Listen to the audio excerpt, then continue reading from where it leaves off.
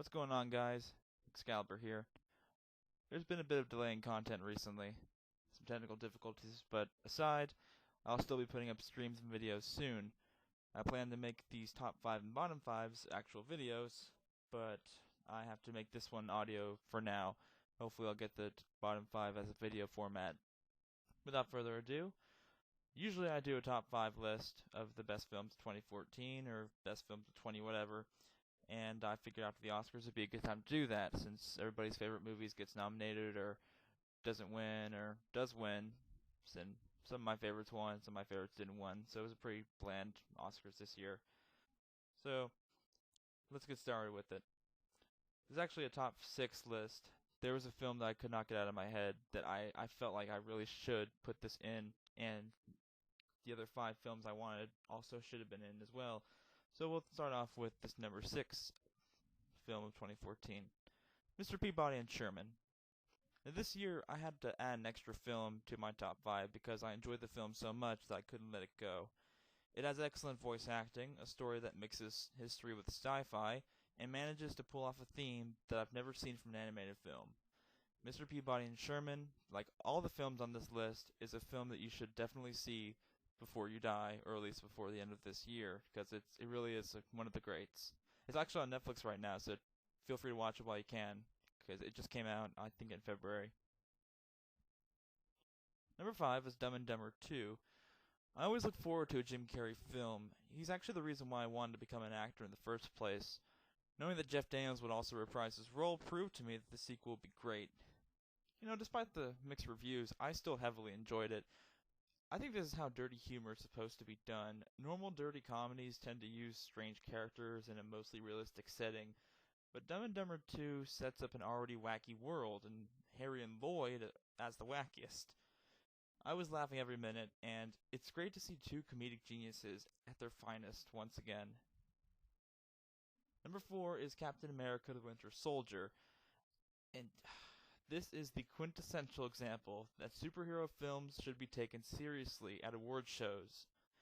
It transcends what a comic book movie is supposed to be. It crafts a story with plot points that sound ludicrous, but make sense after explanation. The action scenes are amazing. The one scene with the boat, it was on like this ship, and it was a military scene. It was like one of the first parts of the movie. I couldn't believe how great it was, well constructed and well executed. It was astonishing. It was like seeing an actual military film. I couldn't believe how great it was, and everything that tied together with it was just phenomenal. And I saw it in IMAX too, and seeing it in IMAX really changed the way you look at movies. It is. The story is so intense, the actors work so well together. I mean, all the movies on this list are a must-see, as I've said before, but Winter Soldier is one for the record books. And I'm going to assuredly change. It's going to assuredly change the way we look at comic book films. When we go back years from now, we're going to be looking back at movies that changed the way. And I see Winter Soldier as the one that I would say changed the way comic book films are seen. This was supposed to be the Iron Man 3 of films. What I mean by that is that it's supposed to be a film that's meant to be taken seriously, but then turn into a sloppy mess. And that is the case of Iron Man 3. It was a sloppy mess, but it was expected and marketed to be taken seriously, but in the end it was just disregarded by fans, even though I personally enjoyed it. But Winter Soldier is that film that people will take seriously because it's that important to superhero films, to that kind of genre, because we need that kind of support system. That these films are not just for kids or for families. This is something that people can take seriously, like the great dramas that are nominated every year at these great award shows. Number 3 is a controversial choice for me, but I could not believe it. I mean, I've said this a lot. This was a year of complete surprises for me. It's Need for Speed. Now, let me explain first. I was completely against this film ever since it was announced. I'm a longtime Need for Speed fan, and my love for racing games came from the first Underground. But I knew that the series has taken a turn for the worse in 2007. I mean, nowadays it's practically non-existent. And hearing that EA was part of the film adaptation was an omen in itself. I was ready to rip this film apart to shreds. I actually tried, I loaded up the video, I'm ready to watch it. ignored it for like 4 months straight. I was so scared to see it, but eventually I just finally gave in. And man, nobody was more surprised than me when I saw this. Now, I'm in the minority when I say that Need for Speed is actually good, great even. I mean, on paper, the plot sounds stupid, but it's supposed to be. I mean, we don't need a complicated plot for Need for Speed. It's everything that works great. I can go into a long discussion about why this movie works for me, but I'm not dragging the video length to take my word for it. This film isn't as bad as it looks, and anyone who loves racing games, Need for Speed, or Fast and Furious should really check it out.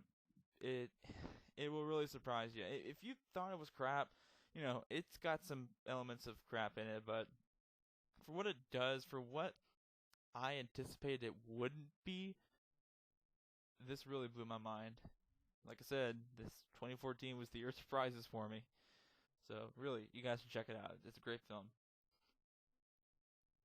Alright, number 2 is Dawn of the Planet of the Apes. Now, I still think the whole something of the Planet of the Apes is kind of a stupid name. I mean, let's be honest.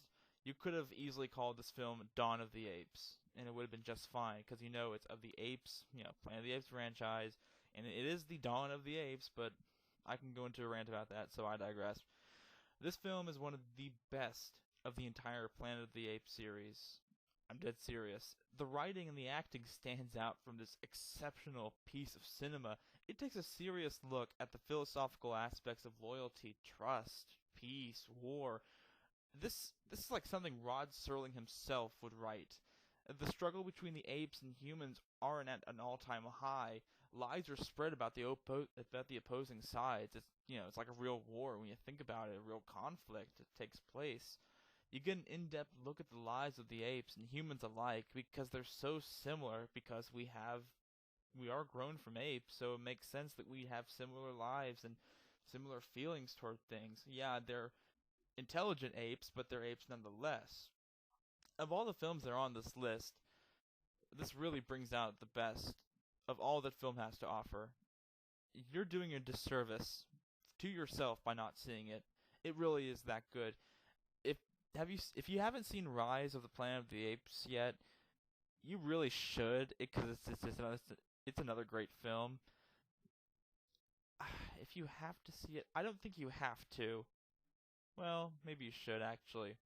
You should see Rise of the Planet of the Apes before seeing Dawn, but both films are so good you're not going to be upset watching both of them in the end. And finally, the number 1 slot. Now, it's kind of obvious that Guardians of the Galaxy is the best film in 2014, so I mean, come on, why this film and not Dawn? Well, even though Dawn is an incredible film, as are the others on this list, Guardians of the Galaxy proves to me that anything can be good if it's done right. Man, I was so skeptical seeing it, as was many, knowing nothing about the series, and also like many, it took my breath away.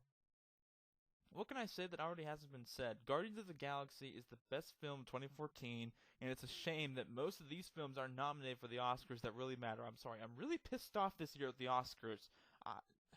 Jeez. I love the Oscars so much as an awards show, but what also pisses me off about is they always bring out the stupid films that do not deserve to be awarded, let alone nominated. Gravity was 2013's year. Like, this year was it was kind of a mixture of things. Like, Birdman was the big winner this year, but also it was kind of overrated in a way from what I've heard. I didn't really want to see Selma again, or I just didn't want to see Selma because I'm tired of seeing these whole white guilt movies. I'm sure Selma's a great film, and I shouldn't judge it before seeing it, but once you've seen one, you've seen it all. I mean, come on, 12 Years a Slave kind of proved to me that this is kind of a white guilt film. Hell, even people who saw Django Unchained said this was a white guilt film. And I saw that movie, and I loved it. So, I'm kind of sick of movies that just try and make me feel like crap, knowing that history was awful to people. But, jeez, the Oscars were, I'm glad some of the stuff was won to Grand Budapest Hotel, but at the same time, God, they really screwed over Guardians of the Galaxy on this one. They gave the best special effects to Interstellar.